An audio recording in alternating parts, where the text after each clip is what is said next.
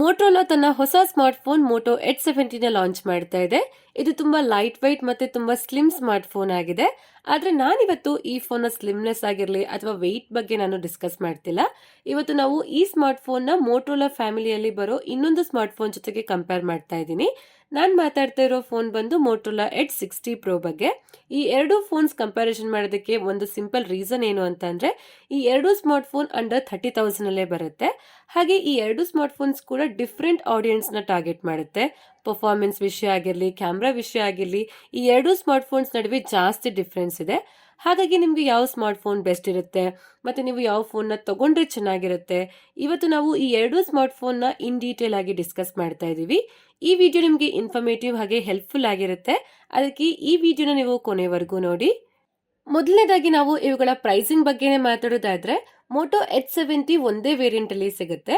8GB RAM, 256GB storage.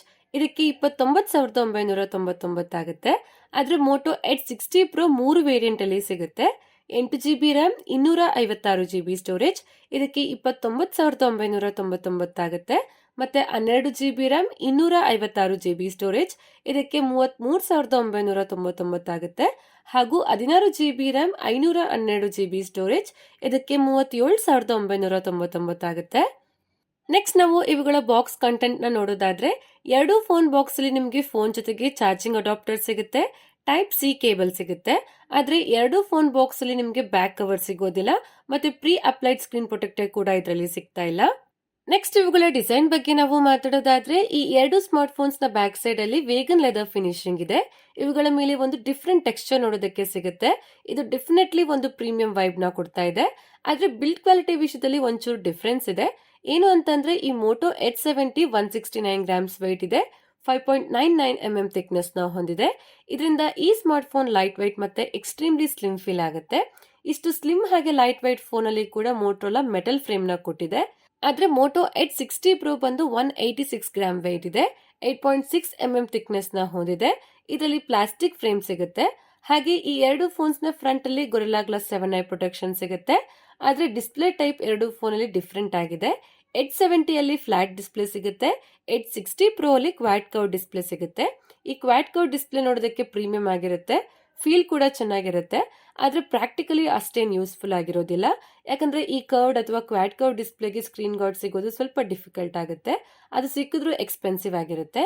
ಅದರಿಂದ ನನಗೆ personally flat display ಜಾಸ್ತಿ ಇಷ್ಟ ಆಗುತ್ತೆ. ಆದ್ರೆ ನಿಮ್ಗೆ ಯಾವ ಡಿಸ್ಪ್ಲೇ ಇಷ್ಟ, ನಿಮ್ಗೆ ಯಾವ ಡಿಸ್ಪ್ಲೇ ಬೆಟರ್ ಅಂತ ಅನ್ಸುತ್ತೆ ಅಂತ ನೀವು ಸಹ ಕಮೆಂಟ್ ಮಾಡಿ ಹೇಳಿ. ಮತ್ತೆ ಈ ಎರಡು ಸ್ಮಾರ್ಟ್ ಫೋನ್ಸ್ಗೆ ನಮಗೆ IP68 ಹಾಗೆ IP69 ರೇಟಿಂಗ್ ಕೂಡ ಸಿಗುತ್ತೆ. ಈ ರೇಟಿಂಗ್ ವಾಟರ್ ಅಂಡ್ ಡಸ್ಟ್ ಇಂದ ಪ್ರೊಟೆಕ್ಷನ್ ಕೊಡುತ್ತೆ. ಓವರ್ ಆಲ್ ಡಿಸೈನ್ ವಿಷಯದಲ್ಲಿ ಎರಡು ಫೋನ್ಸ್ ಪ್ರೀಮಿಯಂ ಹಾಗೆ ಕಂಫರ್ಟಬಲ್ ಫೀಲ್ ಕೊಡುತ್ತೆ. ಆದ್ರೆ ಎಚ್ 70 ಇನ್ನು ಜಾಸ್ತಿ ಲೈಟ್ ವೈಟ್ ಹಾಗೆ ಸ್ಲಿಮ್ ಫೀಲ್ ಆಗುತ್ತೆ. ಹಾಗೆ ಎರಡು ಫೋನ್ಸ್ ಅಲ್ಲಿ ಡ್ಯುಯಲ್ ಸ್ಟೀರಿಯೋ ಸ್ಪೀಕರ್ ಸಿಗುತ್ತೆ, ಡೋಲ್ಬಿ ಅಟ್ಮಾಸ್ ಸಪೋರ್ಟ್ ಕೂಡ ಇದೆ. ಇವುಗಳ ಸೌಂಡ್ ಕ್ವಾಲಿಟಿ ಚೆನ್ನಾಗಿದೆ. ಆದ್ರೆ ಎಚ್ 70 ಅಲ್ಲಿ ಲೌಡ್ನೆಸ್ ಜಾಸ್ತಿ ಇದೆ, ಆದ್ರೆ ಬೇಸ್ ಸ್ವಲ್ಪ ಕಡಿಮೆ ಆಯ್ತು. ಆದ್ರೆ ಎಚ್ 60 ಪ್ರೋ ಅಲ್ಲಿ ಲೌಡ್ನೆಸ್ ಪ್ಲಸ್ ಬೇಸ್ ಎರಡು ಬ್ಯಾಲೆನ್ಸ್ಡ್ ಆಗಿ ಕೇಳಿಸುತ್ತೆ. ನೆಕ್ಸ್ಟ್ ನಾವು ಇವುಗಳ ಡಿಸ್ಪ್ಲೇ ಬಗ್ಗೆ ಮಾತಾಡೋದಾದ್ರೆ, ಈ ಎರಡು smart phones display almost same ಇದೆ, ಸ್ವಲ್ಪ ಮೈನರ್ ಡಿಫ್ರೆನ್ಸ್ ಇದೆ ಅಷ್ಟೇ. ಅಂದ್ರೆ ಎರಡು ಫೋನ್ಸ್ ಅಲ್ಲಿ ನಮಗೆ 6.7 ಇಂಚಸ್ 1.5K ಪೋಲೆಡ್ ಡಿಸ್ಪ್ಲೇ ಸಿಗುತ್ತೆ, 120 ಹರ್ಟ್ಸ್ ರಿಫ್ರೆಶ್ ರೇಟ್ ಇದೆ. ನೀವು ಗೇಮಿಂಗ್ ಅಥವಾ ಸೋಷಿಯಲ್ ಮೀಡಿಯಾ ಸ್ಕ್ರೋಲಿಂಗ್ ಮಾಡಿದಾಗ ನಿಮಗೆ ಸ್ಮೂತ್ ಎಕ್ಸ್ಪೀರಿಯನ್ಸ್ ಸಿಗುತ್ತೆ. ಆದ್ರೆ ಈ ಪ್ಯಾನಲ್ LTPS ಆಗಿರೋದ್ರಿಂದ ರಿಫ್ರೆಶ್ ರೇಟ್ ನ ನೀವು 60 ಹರ್ಟ್ಸ್ ಅಥವಾ 120 ಹರ್ಟ್ಸ್ ಗೆ ಸ್ವಿಚ್ ಮಾಡಬಹುದು. ಹಾಗೆ ಎರಡು ಫೋನ್ ಅಲ್ಲಿ 4500 ನೈಟ್ ಪೀಕ್ ಬ್ರೈಟ್ನೆಸ್ ಸಿಗ್ತಾ ಇದೆ. ಆದ್ರೆ ಎಚ್ 70 ಅಲ್ಲಿ ಹೈ ಬ್ರೈಟ್ನೆಸ್ ಮೋಡ್ ಕೂಡ ಜಾಸ್ತಿ ಆಗಿದೆ. ಆದ್ರೆ ರಿಯಲ್ ಲೈಫ್ ಯೂಸೇಜ್ ನಲ್ಲಿ ಔಟ್ಡೋರ್ ಅಥವಾ ಡೈರೆಕ್ಟ್ ಸನ್ಲೈಟ್ ಅಲ್ಲಿ ಎರಡು ಫೋನ್ಸ್ ಬ್ರೈಟ್ ಆಗಿ ಕಾಣಿಸುತ್ತೆ, ಆರಾಮಾಗಿ ನಾವು ಯೂಸ್ ಮಾಡಬಹುದು. ಜೊತೆಗೆ ಎರಡು ಫೋನ್ಸ್ ಅಲ್ಲಿ ಇನ್ display optical finger print sensor ಇದೆ. ಕಂಟೆಂಟ್ ವಾಚಿಂಗ್ ಎಕ್ಸ್ಪೀರಿಯನ್ಸ್ ಬಗ್ಗೆ ನಾವು ಮಾತಾಡೋದಾದ್ರೆ, ಎರಡು ಫೋನ್ಸ್ ಅಲ್ಲಿ HDR10+ ಸಪೋರ್ಟ್ ಇದೆ. ಯೂಟ್ಯೂಬ್ ಅಲ್ಲಿ HDR10 ಪ್ಲೇಬ್ಯಾಕ್ ಕೂಡ ಸಪೋರ್ಟ್ ಮಾಡುತ್ತೆ. ನೆಕ್ಸ್ಟ್ ನಾವು ಇವುಗಳ ಬ್ಯಾಟರಿ ಹಾಗೆ ಚಾರ್ಜಿಂಗ್ ಬಗ್ಗೆ ಮಾತಾಡೋದಾದ್ರೆ, ಇವುಗಳಲ್ಲಿ ಮೇನ್ ಡೌಟ್ ಏನು ಅಂತಂದ್ರೆ, ಮೋಟೋ ಎಚ್ 70 ಸ್ಲಿಮ್ ಹಾಗೆ ಲೈಟ್ ವೈಟ್ ಆಗಿರೋದ್ರಿಂದ ಬ್ಯಾಟರಿ ಕಾಂಪ್ರಮೈಸ್ ಆಗಿದ್ಯಾ? ಇದಕ್ಕೆ ಆನ್ಸರ್ ಹೌದು. ಯಾಕಂದ್ರೆ ಈ ಮೋಟೋ ಎಚ್ 70 ಅಲ್ಲಿ ನಮಗೆ 5000 mAh ಬ್ಯಾಟರಿ ಸಿಗ್ತಾ ಇದೆ. ಇದು 68 ವ್ಯಾಟ್ ಫಾಸ್ಟ್ ಚಾರ್ಜಿಂಗ್ ಗೆ ಸಪೋರ್ಟ್ ಮಾಡುತ್ತೆ. ಆದ್ರೆ ಮೋಟೋ ಎಚ್ 60 ಪ್ರೋ ಅಲ್ಲಿ 6000 mAh ಬ್ಯಾಟರಿ ಸಿಗುತ್ತೆ. ಇದು 90 ವ್ಯಾಟ್ ಫಾಸ್ಟ್ ಚಾರ್ಜಿಂಗ್ ಗೆ ಸಪೋರ್ಟ್ ಮಾಡುತ್ತೆ. ಮೋಟೋ ಎಚ್ 70 ಅಲ್ಲಿ ಬ್ಯಾಟರಿ ಕಡಿಮೆ ಇದೆ. ಆದ್ರೆ ಇದರ ವೆಯ್ಟ್ ಮತ್ತೆ ಥಿಕ್ನೆಸ್ ನ ಕನ್ಸಿಡರ್ ಮಾಡಿದ್ರೆ ಇದರ ಬ್ಯಾಟರಿ ಜಾಸ್ತಿನೇ ಇದೆ ಅಂತ ಅನ್ಸುತ್ತೆ. ಯಾಕಂದ್ರೆ ಐಫೋನ್ ಏರ್ ಹಾಗೆ ಸ್ಯಾಮ್ಸಂಗ್ ಗ್ಯಾಲಕ್ಸಿ S25 ಎಡ್ಜ್ ಇದರ ಸಿಮಿಲರ್ ವೆಯ್ಟ್ ಹಾಗೆ ಥಿಕ್ ಆಗಿದ್ರು ಇವುಗಳಲ್ಲಿ ಬ್ಯಾಟರಿ ಇನ್ನೂ ಕಡಿಮೆ ಇದೆ. ಈ ಎರಡು ಫೋನ್ಸ್ಗೆ ಕಂಪೇರ್ ಮಾಡಿದ್ರೆ ಮೋಟೋರೋಲಾ ಬಿಗ್ ಬ್ಯಾಟರಿನೇ ಕೊಟ್ಟಿದೆ. ಜೊತೆಗೆ ಎರಡು ಫೋನ್ಸ್ ಅಲ್ಲಿ ನಮಗೆ 15 ವ್ಯಾಟ್ ವೈರ್ಲೆಸ್ ಚಾರ್ಜಿಂಗ್ ಸಪೋರ್ಟ್ ಕೂಡ ಮಾಡುತ್ತೆ. ಇದು ಪ್ರೀಮಿಯಂ ಫೀಚರ್ ಆಗಿದೆ. ಇನ್ನು ಬ್ಯಾಟರಿ ಬ್ಯಾಕಪ್ ಕಡೆ ಬಂದ್ರೆ ಮೋಟೋ H70 ಹೆವಿ ಯೂಸೇಜ್ ಅಲ್ಲಿ 7 ಅವರ್ಸ್ ಸ್ಕ್ರೀನ್ ಆನ್ ಟೈಮ್ ಕೊಡುತ್ತೆ. ನಾರ್ಮಲ್ ಯೂಸೇಜ್ ಅಲ್ಲಿ 1 ಡೇ ಫುಲ್ ಬ್ಯಾಟರಿ ಬ್ಯಾಕಪ್ ಕೊಡುತ್ತೆ. ಆದ್ರೆ Moto H60 Pro heavy usage ಅಲ್ಲಿ 9 to 10 hours screen on time ಕೊಡುತ್ತೆ. ನಾರ್ಮಲ್ ಯೂಸೇಜ್ ಅಲ್ಲಿ 1.5 ದಿನದಿಂದ 2 ದಿನದವರೆಗೂ ಬ್ಯಾಟರಿ ಬ್ಯಾಕಪ್ ಕೊಡುತ್ತೆ.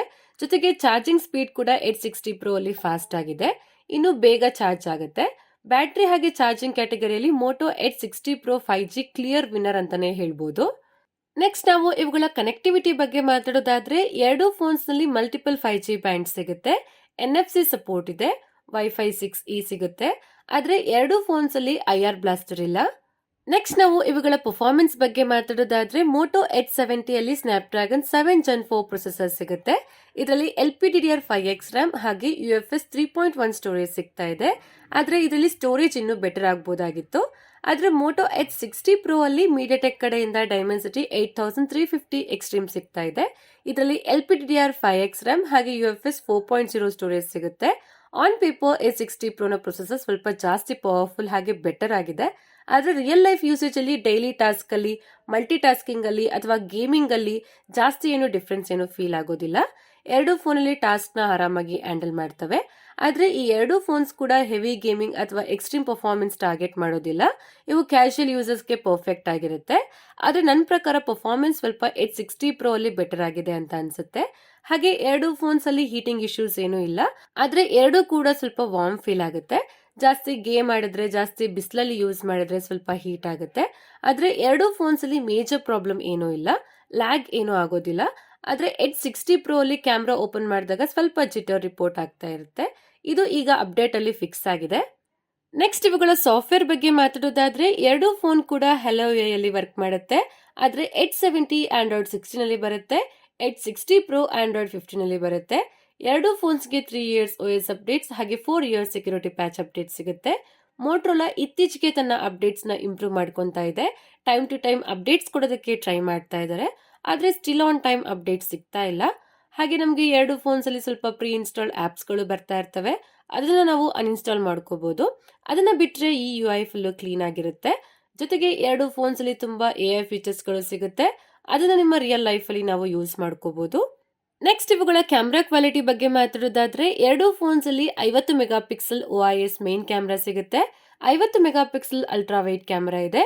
ಆದ್ರೆ H60 Pro ಅಲ್ಲಿ 10 ಮೆಗಾ ಪಿಕ್ಸೆಲ್ ಟೆಲಿಫೋಟೋ ಕ್ಯಾಮ್ರಾ ಸಿಗುತ್ತೆ. H70 ಅಲ್ಲಿ ಟೆಲಿಫೋಟೋ ಕ್ಯಾಮ್ರಾ ಸಿಗ್ತಾ ಇಲ್ಲ. ಬದಲಿಗೆ 3-in-1 ಲೈಟ್ ಸೆನ್ಸರ್ ಇದೆ. ಇದು ರಿಯಲ್ ಲೈಫ್ ಅಲ್ಲಿ ಜಾಸ್ತಿ ಏನು ಯೂಸ್ ಆಗೋದಿಲ್ಲ.